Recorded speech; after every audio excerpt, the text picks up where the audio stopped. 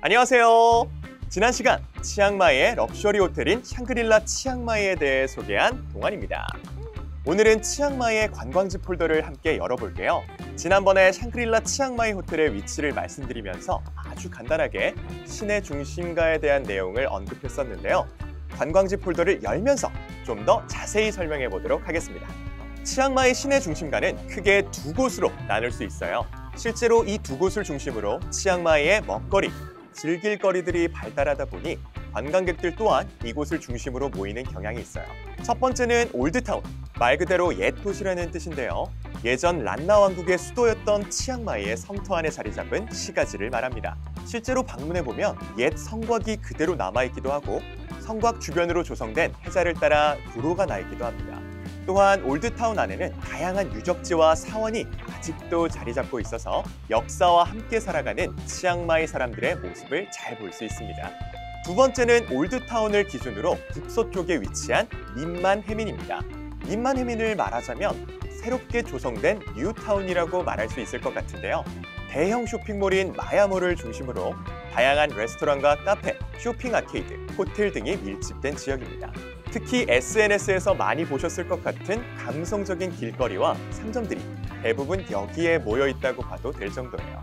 이외에도 올드타운 동쪽 핑강 주변에는 다양한 인터내셔널 호텔 체인들을 포함해 와로롯 시장이나 나이트 바자처럼 현지 느낌 물씬 나는 스팟들이 많아서 이곳을 거점으로 잡으시는 분들도 많습니다. 시내 외곽에도 치앙마이를 여행한다면 한 번쯤 가볼 만한 곳들이 많습니다.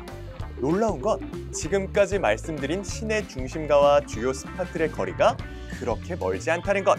이동에 대한 스트레스가 없이 여유 있게 여행을 즐길 수 있는 점이 치앙마이만의 큰 매력이라고 할 수 있을 것 같습니다. 먼저 샹그릴라 치앙마이에서 가장 가까운 곳인 나이트 바자입니다. 매주 일요일에만 열리는 썬데이 마켓과는 달리 나이트 바자는 평일에도 열리기 때문에 일정에 제한 없이 방문할 수 있다는 게 장점이에요. 저녁 5시부터 오픈을 시작해서 6시 정도면 대부분의 가게들이 영업을 시작합니다. 나이트 바자에서는 치앙마이의 다양한 수공예품이나 기념품을 살 수 있는데요.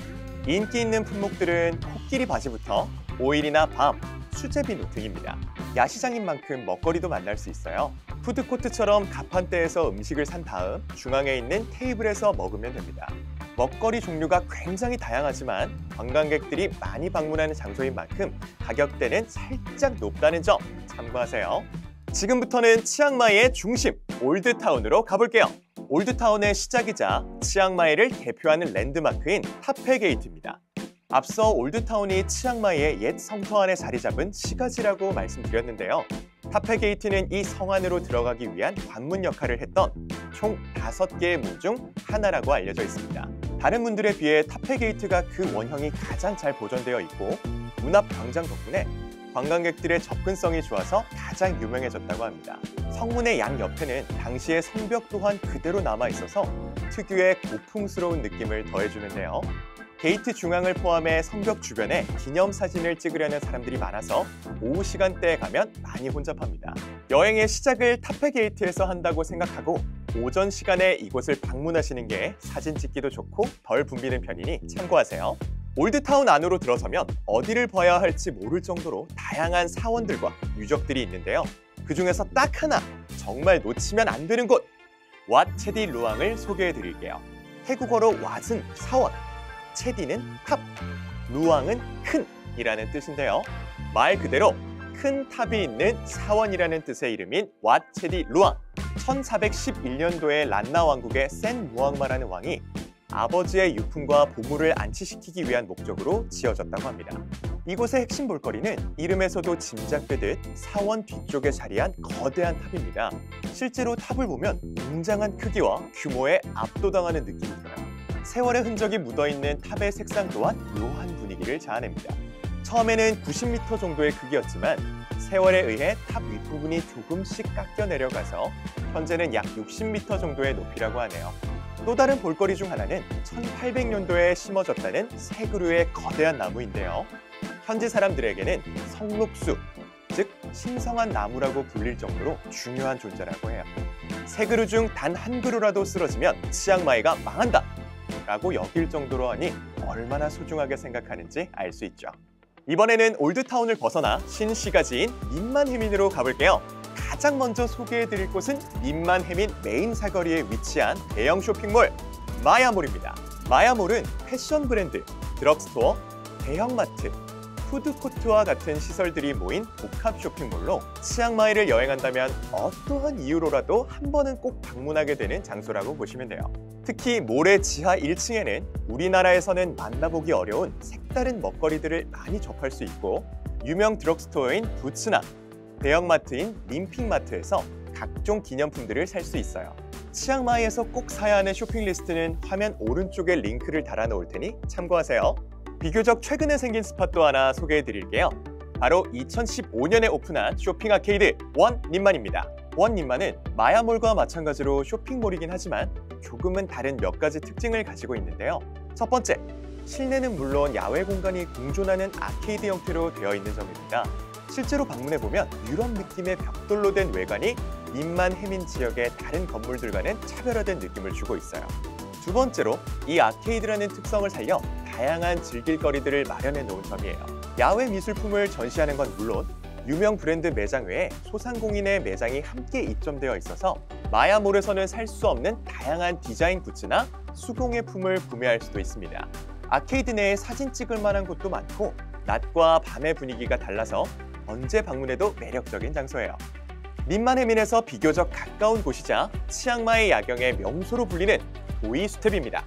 도이수텝은 치앙마이에서 가장 높은 산의 이름으로 이곳 전망대는 치앙마이 시내가 한눈에 보이는 절경으로 굉장히 유명하죠. 특히 해질녘인 오후 4시부터 석양이 지는 시간대에 전망이 아름다워서 이를 보려는 관광객들로 항상 붐비는 곳이에요. 도이수텝 정상에는 전망대 외에도 황금 사원으로 유명한 왓 프라탓 사원이 있는데요. 이름 그대로 사원 중앙의 탑과 주변의 불상들이 전부 황금칠이 되어 있어서 장관을 이룹니다.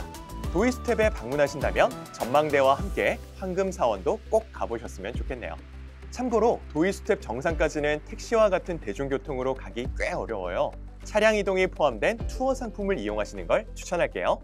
치앙마이 시내에서 살짝 벗어난 외곽 지역의 대표 관광지 두 곳도 소개해드릴게요. 첫 번째로 소개할 곳은 샹그릴라 치앙마이에서 약 1시간 정도 떨어진 메사 코끼리 캠프입니다. 태국을 상징하는 동물은 바로 코끼리죠. 예전 치앙마이에서는 이 코끼리를 타는 트레킹 투어가 인기였는데요. 자연과 동물 보호에 대한 인식이 깊어진 요즘은 보호구역 안에서 코끼리에 대해 배우고 체험할 수 있는 클래스 형태의 관광 상품이 많이 활성화되어 있어요. 메사 코끼리 캠프 또한 이런 활동들을 할 수 있는 곳이랍니다. 캠프에서는 코끼리를 위한 먹이를 직접 만들어보고 만든 먹이를 코끼리에게 먹여주는 체험이 가능해요. TV나 동물원에서만 볼 수 있었던 코끼리가 불과 몇 발자국 앞에서 눈을 맞추고 리액션을 해주다니 태국에서만 가능한 인상 깊은 체험이 아닐까 싶은데요. 여러분도 꼭 한번 경험해 보셨으면 좋겠어요. 코끼리 캠프에서 멀지 않은 거리에 퀸 시리킷 보타닉 가든도 놓쳐서는 안 될 볼거리인데요. 이름 그대로 태국 시리킷 왕비의 이름하에 지어진 거대한 규모의 정원입니다. 정원 곳곳에 위치한 온실로 들어가면 태국에서 나고 자라는 고유종과 희귀종을 비롯해 다양한 식물들을 볼 수 있어요.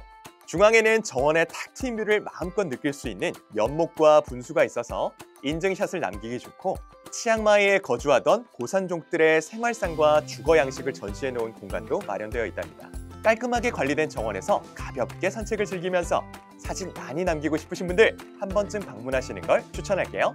마지막으로 방문해 볼 곳은 샹그릴라 치앙마이에서 약 2시간 정도 거리에 위치한 도이 인타논입니다. 도이 인타논 방문 코스는 총 4곳의 주요 스팟을 둘러보는 일정으로 구성이 됩니다. 하나씩 살펴보면요. 먼저 와치라탄 폭포, 70m 높이의 거대한 폭포인데요. 폭포 아래로 떨어지는 물의 양이 엄청나서 멀리 떨어져 있는데도 물방울이 튈 정도라 옷이 금방 젖을 정도입니다. 방수가 되는 바람막이를 지참하시는 게 좋아요. 폭포의 물방울들이 햇빛에 반사되면서 생기는 예쁜 무지개가 포인트! 사진 촬영은 필수겠죠? 두 번째는 도이 인타논. 인타논 상의 정상입니다. 도착하시면 태국에서 가장 높은 곳이라는 안내판이 관광객들을 맞이하는데요. 실제로 이곳의 높이는 해발 2,565m로 열대 기후인 태국에서 유일하게 0도 가까이 기온이 떨어지는 곳이라고 해요. 최고봉 지점에 도달하면 표식이 하나 있는데요.